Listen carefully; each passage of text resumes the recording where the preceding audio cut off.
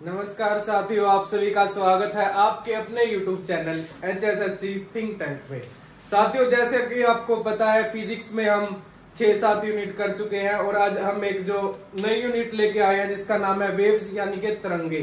साथियों, ये टॉपिक ना बहुत ही इम्पोर्टेंट टॉपिक है। एग्जामिनर किसी ना किसी एग्जाम में इस टॉपिक से उठा के क्वेश्चन देता ही देता है और ये टॉपिक आपको बहुत ही मजेदार तरीके से समझाने के लिए आ गए हैं हम आपके साथ। तो चलिए ज्यादा टाइम ना लगाते हुए टॉपिक अपना स्टार्ट करते हैं। टॉपिक का नाम है वेव्स। वेव्स यानी कि तरंगे। तरंगे क्या होती है साथियों?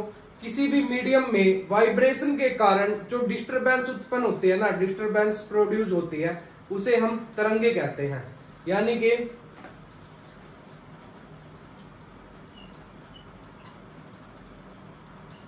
किसी मीडियम यानी कि माध्यम में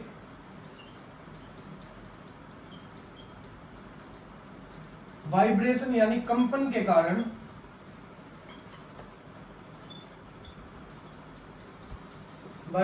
कारण उत्पन्न डिस्टरबेंस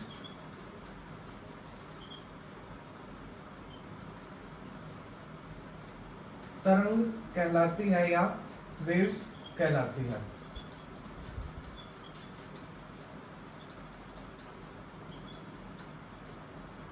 तो अब आप ये पूछेंगे कि वेव्स है जो कि तरंगे हैं वो खुद एनर्जी है या एनर्जी नहीं है। तो हम देखेंगे कि वेव्स है जो है एनर्जी नहीं है, यानी कि ऊर्जा का एक रूप नहीं है, बल्कि क्या है? वेव्स है जो तरंगे क्या है? Medium of transfer of energy, यानी कि ऊर्जा को ट्रांसफर करने के लिए, स्थानांतरण करने के लिए ऊर्जा का एक माध्यम माना जाता है वेव्स को। मीडियम ऑफ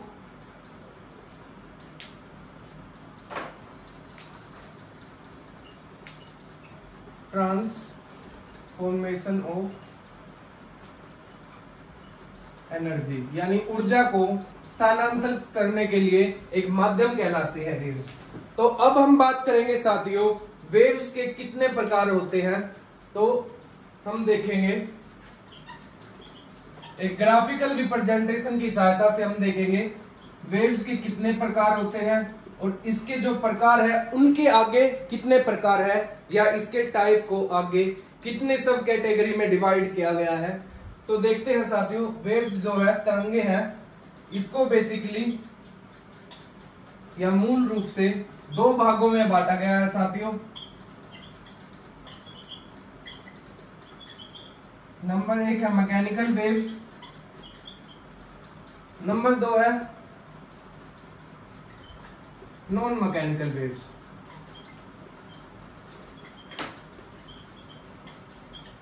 मैकेनिकल वेव्स क्या होती है साथियों?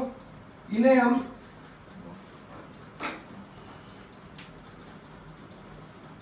हम यांत्रिक तरंगे बोलेंगे।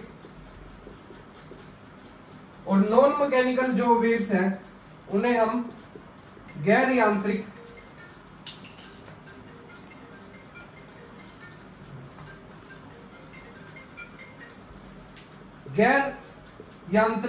तरंगे बोलेंगे। तो अब हम देखेंगे पहले तरंगों को आगे जो दो भागों में बांटा गया है, यानी कि मैकेनिकल वेव्स और नॉन मैकेनिकल वेव्स, यांत्रिक तरंगे और गैर यांत्रिक तरंगे। इन दोनों को हम कैसे पहचान सकते हैं, इनके बारे में पढ़ेंगे कि इन दोनों में क्या क्या अंतर है। तो मैकेनिकल वेव्स यानी यांत्रिक तरंगे क्या होती है? जिन्हें किसी ना किसी मीडियम की आवश्यकता होती है, required any medium to propagate.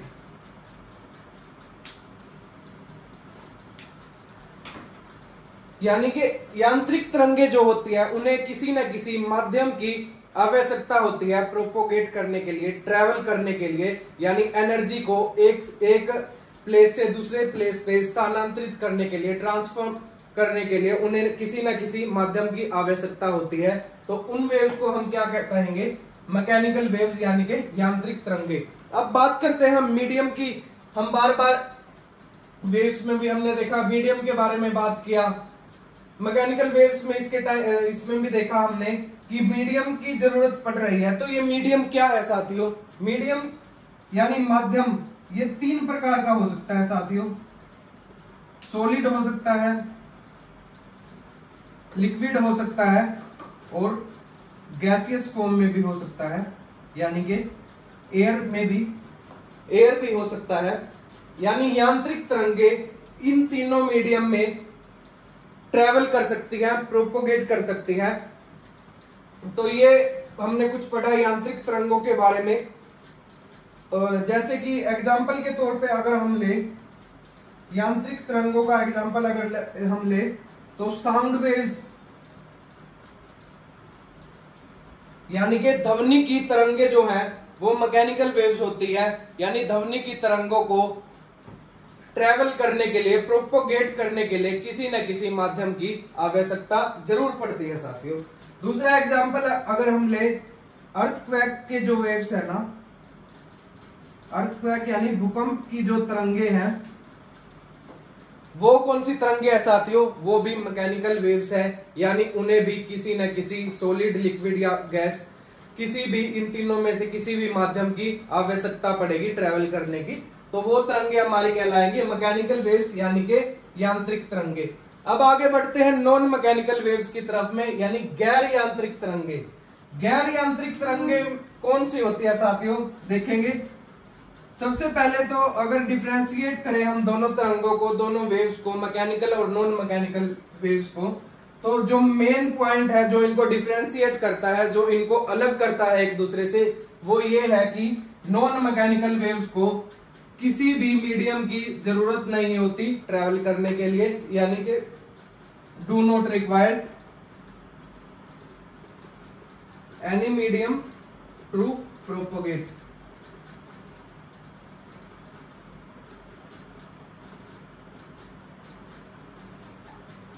सबसे पहले तो इन्हें किसी भी माध्यम की आवश्यकता नहीं पड़ती साथियों, अब ट्रेवल करने के लिए, प्रोपोगेट करने के लिए। दूसरा साथियों जो सबसे मेन जो पॉइंट है, जिसके आधार पर कई बार डायरेक्टली क्वेश्चन भी पुट कर देता है एग्जामिनर, वो ये है कि नॉन मैकेनिकल वेव्स जो है वो वैक्यूम में भी ट्रेवल कर सकती है, यानी कि निर्वात में भी ट्रेवल कर सकती है। क्यों कर सकती है? क्योंकि इन्हें किसी भी मीडियम की आवश्यकता या जरूरत नहीं पड़ती ट्रेवल करने के लिए, एनर्जी को ट्रांसफर करने के लिए। तो ये हुआ नॉन मैकेनिकल वेव के बारे में कुछ थोड़ा इसका बेसिक नॉलेज हमने ली। अगर एग्जाम्पल की बात करें तो नॉन मैकेनिकल वेव्स यानी गैर यांत्रिक तरंगों का क्या उदाहरण होगा, क्या एग्जाम्पल होगा? वो होगा आपका इलेक्ट्रोमैग्नेटिक वेव्स।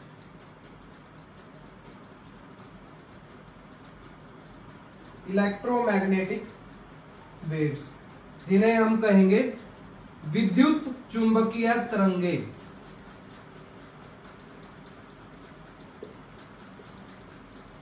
विद्युत चुंबकीय तरंगे। तो साथियों अब हम आगे मैकेनिकल वेव्स को फर्दर 2 टाइप में डिवाइड करेंगे और उन टाइप के बारे में डिटेल से एक्सप्लेन करेंगे, डिटेल से समझेंगे क्या होता है मैकेनिकल वेव्स के आगे जो 2 टाइप है उनके बारे में। अगर किसी भाई को स्क्रीनशॉट लेना है तो ले सकता है।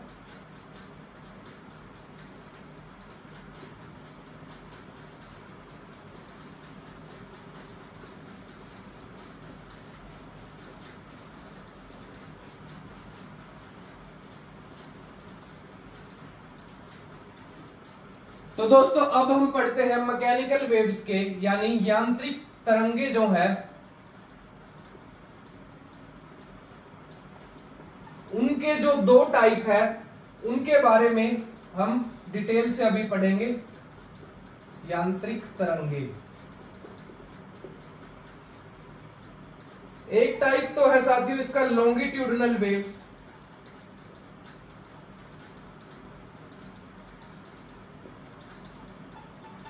और दूसरा जो टाइप है साथियों उसे हम कहेंगे ट्रांसवर्स वेव्स।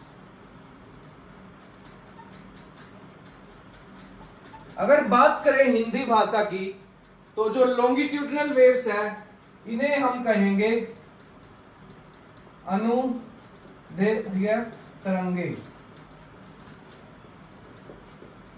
और बात करें ट्रांसवर्स वेव्स की तो इन्हें हम कहेंगे अनुप्रस्थ तरंगे।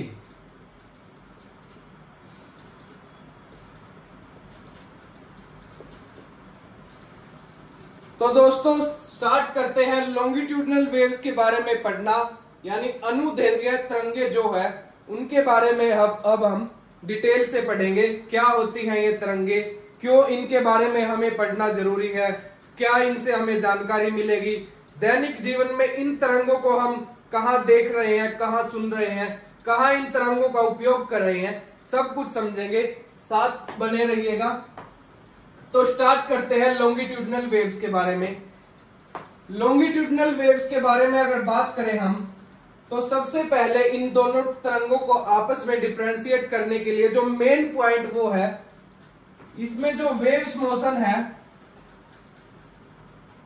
यानी जो तरंग की गति है, तरंगों की जो गति है वो पैरेलल होती है या समांतर होती है मॉलिक्यूल्स के मोशन की।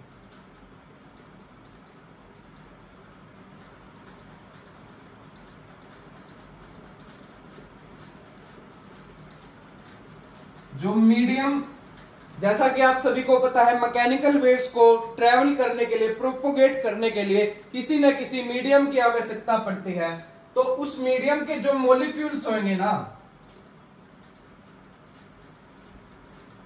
उन मॉलिक्यूल्स की जो मोशन है और वेव्स की जो मोशन है वो एक दूसरे के समांतर होगी, एक दूसरे के समांतर होगी। ये इनका मतलब मेन पॉइंट है जिसके आधार पे हम इनको डिस्क्राइब कर सकते हैं, डिस्टिंग्विश कर सकते हैं। दूसरा साथियों, अगर बात करें हम इन वेव्स की ग्राफिकल रिप्रेजेंटेशन की, अगर ये वेव्स कुछ इस तरह ट्रेवल कर रही हैं मान लो, तो जो वेव का मोशन है, मान लो ये वेव्स का मोशन है, तो इसी मोशन के परपेंडिकुलर पैरेलल यानी के समांतर जो मीडियम के मॉलिक्यूल्स है ना, मान लो ये मीडियम हमारा लिक्विड है, तो इस लिक्विड मीडियम के जो मॉलिक्यूल्स है और जो वेव्स की मोशन के मॉलिक्यूल, वेव का जो मोशन है वो दोनों आपस में समांतर होंगे, यानी कि एक दूसरे के पैरेलल होंगे। अब बात करते हैं साथियों लॉन्गिट्यूडिनल वेव्स के एग्जाम्पल की, यानी उदाहरण की। तो साउंड वेव्स जो है, ध्वनि की किरणें जो है, वो इसका उदाहरण होगा। बात करते हैं दूसरे एग्जाम्पल की, तो अर्थक्वेक जो है साथियों, अर्थक्वेक जो है उसकी जो तरंगे हैं, यानी भूकंप की जो तरंगे हैं, वो भी आपकी लॉन्गिट्यूडिनल वेव्स होंगी। और अगर बात करते हैं जो स्प्रिंग की वेव्स होती है साथियों, स्प्रिंग के बारे में हमने पेंडुलम वाले चैप्टर में, पेंडुलम वाले यूनिट में बहुत अच्छे तरीके से पढ़ा था। जो स्प्रिंग से जो वेव्स निकलेंगी ना साथियों, स्प्रिंग की जो तरंगे होती है वो आपकी लॉन्गिट्यूडिनल तरंगे होती है। और बात करते हैं लॉन्गिट्यूडिनल के तरंगों के बारे में, एक स्पेशल जो इसकी प्रॉपर्टी रहती है, इसमें जो दो नाम आते हैं, कंप्रेशन और रेयरफ्रैक्शन, तो उनके बारे में हम जानेंगे थोड़ा सा क्या होता है। कंप्रेशन, मान लो स्प्रिंग वेव्स की ही बात करते हैं साथियों, तो कंप्रेशन जो होगा ना, जब जो जैसे स्प्रिंग की कोइल है, मान लो ये एक स्प्रिंग है, यहां से अटैच किया हुआ है। स्प्रिंग की कोइल्स, जब कोइल्स के बीच का जो डिस्टेंस है वो कम होगा तो उस पोर्शन को हम कहेंगे कंप्रेशन। और जब स्प्रिंग की कोइल्स है जो, उनके बीच का जो गैप है वो ज्यादा होगा तो उसको बोलेंगे हम रेयरफ्रैक्शन। कई बार एग्जामिनर डायरेक्ट ये क्वेश्चन पुट कर लेता है साथियों कि कंप्रेशन और रेयरफ्रैक्शन किस तरंग के अंतर्गत आता है या किस तरंग की प्रॉपर्टी को डिस्क्राइब करता है साथियों, तो क्या आंसर होगा, लॉन्गिट्यूडनल वेव्स की प्रॉपर्टी को डिस्क्राइब करता है या इसके अंतर्गत ही आता है। तो ये था साथियों लॉन्गिट्यूडनल वेव्स के बारे में कुछ जानकारी। एक और मेन बात लॉन्गिट्यूडनल वेव्स के बारे में अगर बात करें हम, तो ये है कि लॉन्गिट्यूडनल वेव्स जो है वो तीनों मीडियम में, ऑल थ्री मीडियम जो है अपने,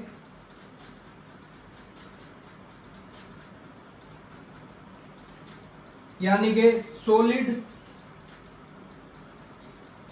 लिक्विड और गैस, तीनों मीडियम में ट्रेवल कर सकती है साथियों लॉन्गिट्यूडनल वेव्स।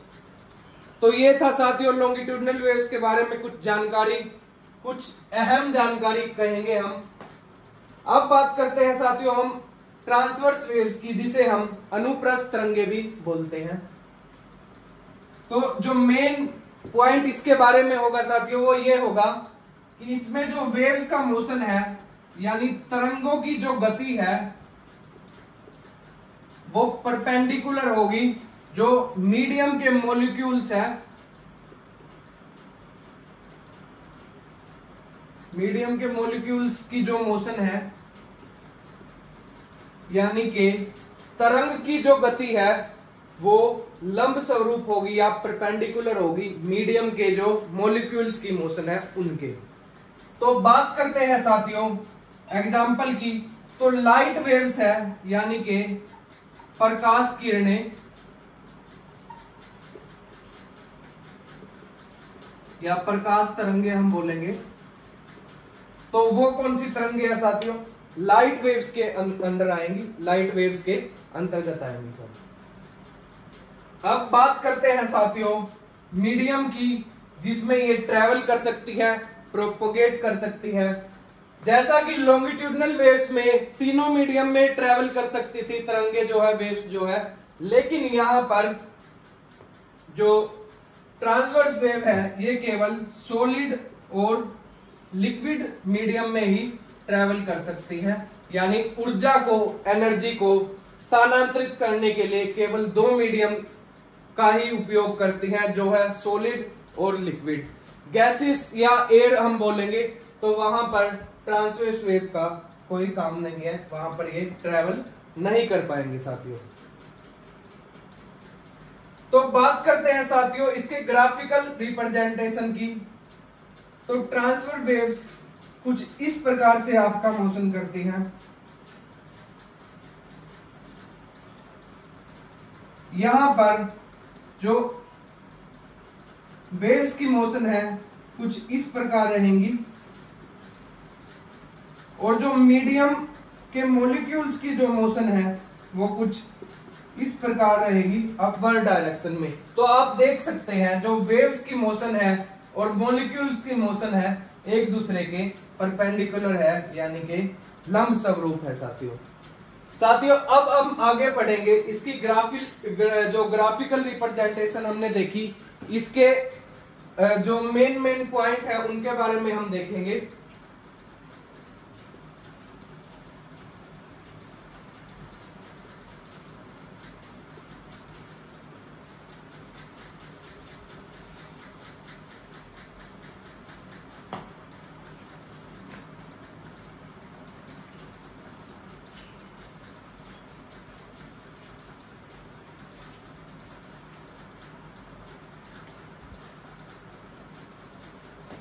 तो साथियों ये होती है ऊपर डायरेक्शन जो है, ये होती है पॉजिटिव डिस्प्लेसमेंट, और जो नीचे की तरफ होती है वेव्स जो, इसे हम नेगेटिव डिस्प्लेसमेंट बोलेंगे, और इस लाइन को बोलते हैं जीरो लाइन या जीरो पॉइंट।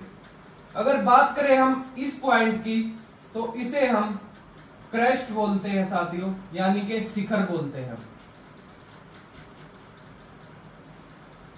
बात करें इस बॉटम, तो जो ये बॉटम वाला पोर्शन है या पॉइंट है, इसको हम बोलेंगे ट्रफ, यानी ग्रीवा। और जो एक क्रस्ट यानी दो एडजेसेंट जो क्रस्ट या ट्रफ की बात करें हम, यानी दो लगातार क्रस्ट या ट्रफ के जो बीच की दूरी होती है साथियों, उसे हम बोलते हैं वेवलेंथ, जो हम अभी आगे डिस्कस करेंगे। तो चलो वेवलेंथ से ही स्टार्ट कर लेते हैं।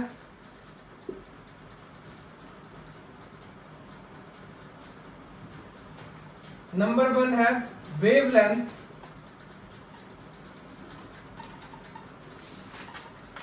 जिसे हम बोलेंगे तरंगदैर्घ्य।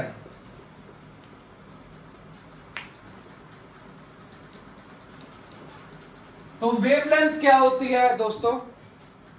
दो एडजेसेंट क्रस्ट या ट्रफ, या हिंदी में अगर बात करें हम, दो लगातार शिखर या दो लगातार ग्रीवा के बीच की जो दूरी होती है उसे हम वेवलेंथ कहते हैं। वेवलेंथ को किससे डिनोट किया जाता है? ये एक साइन है वेवलेंथ का, जिसे हम बोलते हैं लैम्बडा। बात करें वेवलेंथ की एसआई यूनिट की, तो एसआई यूनिट है इसकी मीटर। परंतु वेवलेंथ को हम ज्यादातर न्यूमेरिकल्स में अगर देखें या कहीं भी अगर हम देखें, तो वेवलेंथ को हम आर्मस्ट्रॉन्ग में मापते मिलेंगे, जिसका सिंबल कुछ ए और उसके ऊपर एक डॉट सा होता है। अगर बात करें हम एसआई यूनिट और आर्मस्ट्रॉन्ग के कन्वर्जन की, तो एक आर्मस्ट्रॉन्ग जो होता है वो साथियों 10 की पावर -10 मीटर के बराबर होता है।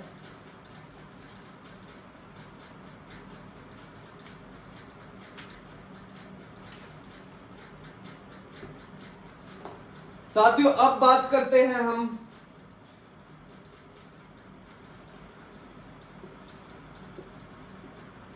फ्रीक्वेंसी की, यानी आवर्ती की। फ्रीक्वेंसी को हिंदी में हम बोलेंगे आवर्ती। आवर्ती यानी फ्रीक्वेंसी क्या होता है साथियों?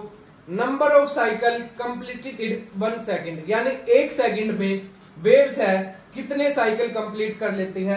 बात करते हैं साइकिल की, तो इस पॉइंट से लेके एक क्रस्ट बनाने दो इसको और एक ट्रफ बनाने दो और वापस से इस पॉइंट पर आने दो, यानी इस पॉइंट से लेके इस पॉइंट को 1 सेकंड में कितनी बार वेव्स है जो कंप्लीट कर रही है, उसे हम क्या बोलेंगे?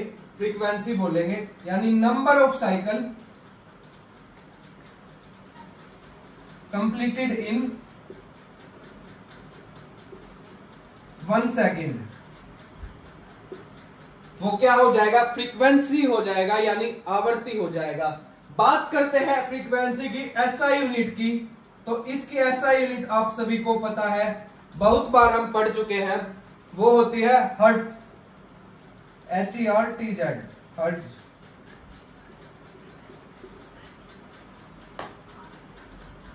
बात करते हैं साथियों वेवलेंथ और फ्रीक्वेंसी के रिलेशन की, तो लेम्बडा जो होता है इक्वल टू होता है 1/f के। अगर बात करें हम टाइम और फ्रीक्वेंसी के रिलेशन की, तो फ्रीक्वेंसी किसके इक्वल होती है साथियों? 1/टाइम के इक्वल होती है। ये आपको ध्यान रखना है। ये तो इसकी जो डेफिनेशन है, परिभाषा है, उसमें ही दिख रहा है क्या? Frequency number of cycle completed in 1 second, यानी 1 सेकेंड में, यानी एक यूनिट टाइम सेकेंड में कितनी बार साइकिल जो है वेव्स के द्वारा कंप्लीट किया जा रहा है, तो उसे हम फ्रीक्वेंसी यानी कि आवर्ती का नाम देंगे। अब बात करते हैं तीसरे पॉइंट की साथियों।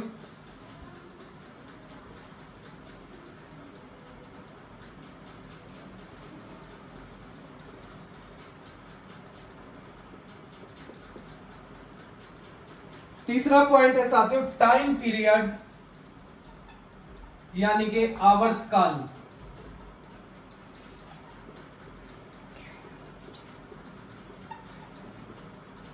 आवर्तकाल क्या होता है साथियों? एक साइकिल को पूरा करने में एक वेव्स जितना यूनिट टाइम कंज्यूम करती है, या जितने यूनिट टाइम का उसको मतलब जितना समय उसको लगता है वेव्स को, एक साइकिल कंप्लीट करने में, तो वो क्या कहा जाएगा, टाइम पीरियड यानी आवर्तकाल कहा जाएगा। यानी एक साइकिल को पूरा करने में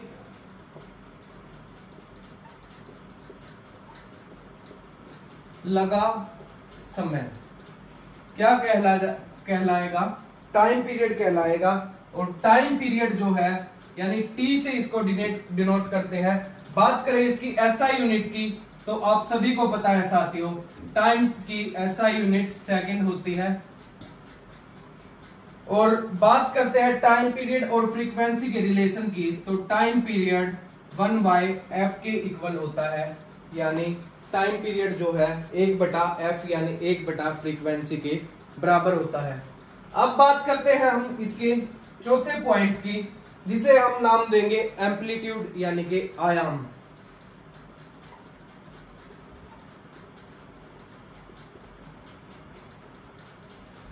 एम्पलीट्यूड यानी कि आयाम। बात करते हैं हम आयाम की। एक क्रस्ट की ऊंचाई लो या एक ट्रफ की गहराई लो, मैक्सिमम जो होगी, मान लो कि एक क्रस्ट की ऊंचाई यानी इस पॉइंट से, जीरो लाइन से क्रस्ट जितना मैक्सिमम ऊंचा जाएगी, या फिर जीरो लाइन से ट्रफ कितना गहरा जाएगी, तो ये जो डिस्टेंस होगी इसे हम एम्पलीट्यूड का नाम देंगे, यानी कि आयाम का नाम देंगे साथियों। इसकी एसआई यूनिट की अगर बात करें हम साथियों आयाम की, तो वो भी क्या है, मीटर है। और इसको डिनोट किसके साथ में करते हैं साथियों, किसके साथ में प्रदर्शित करते हैं,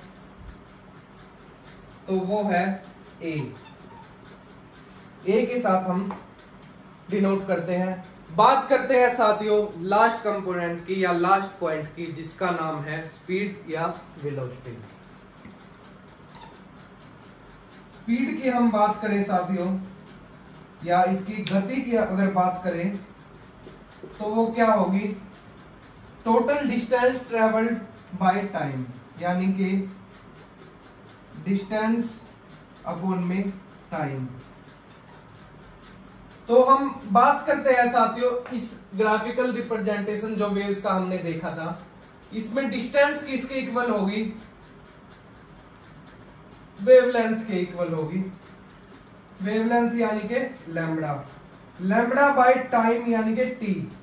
अगर हम इसमें इस जो ये फॉर्मूला आया बन के स्पीड का, अगर इसको हम कुछ इस प्रकार से लिख दें, तो क्या ये गलत होगा, आप बोलोगे बिल्कुल भी गलत नहीं होगा। अगर हम 1/t को अलग निकाल के इसकी जगह f रखते, तो क्या ये गलत होगा, बिल्कुल नहीं होगा, क्योंकि टाइम पीरियड किसके इक्वल होता है, जो 1/t है किसके इक्वल होता है, फ्रीक्वेंसी के इक्वल होता है। तो अगर फ्रीक्वेंसी 1/t की जगह हम फ्रीक्वेंसी को रखें, तो लैम्बडा यानी वेवलेंथ इनटू में फ्रीक्वेंसी किसके इक्वल हो जाएगी, स्पीड के इक्वल हो जाएगी, यानी कि गति के इक्वल हो जाएगी साथियों। अगर स्क्रीनशॉट लेना है किसी को तो ले सकता है साथियों, नहीं तो फिर आगे बढ़ते हैं। साथियों वीडियो को ज्यादा लंबा ना खींचते हुए आज का जो टॉपिक है हम इसको यहीं पर विराम देते हैं। और कल जो इसकी जो सेकंड क्लास आने वाली है उसमें हम कुछ ये टॉपिक पढ़ने वाले हैं, जिसमें है साउंड वेव्स यानी कि ध्वनि किरणें, ध्वनि तरंगे सॉरी। और इको के बारे में हम पढ़ेंगे साथियों, यानी कि प्रतिध्वनि जिसे हम बोलते हैं।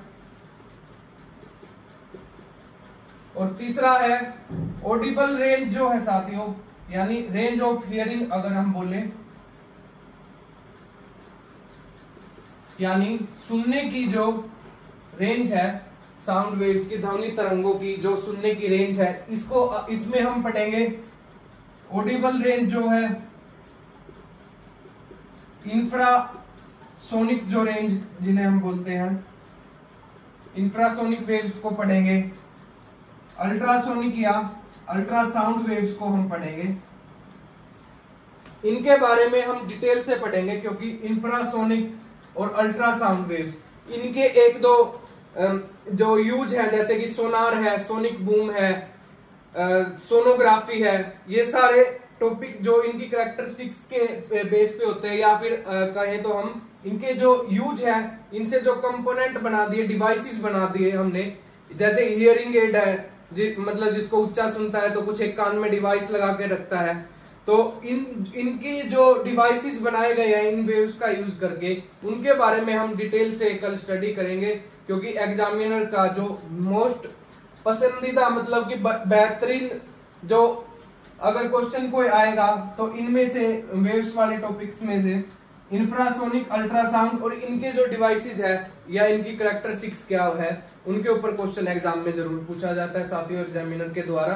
तो आज के टॉपिक को हम यहीं पर समाप्त करते हैं, कल मिलते हैं फिर इस टॉपिक की दूसरी क्लास को लेके। आशा करते हैं कि आपको जो फिजिक्स है वो अच्छे से समझ आ रही होगी, आप बहुत ही मजेदार तरीके से फिजिक्स को पढ़ रहे होंगे।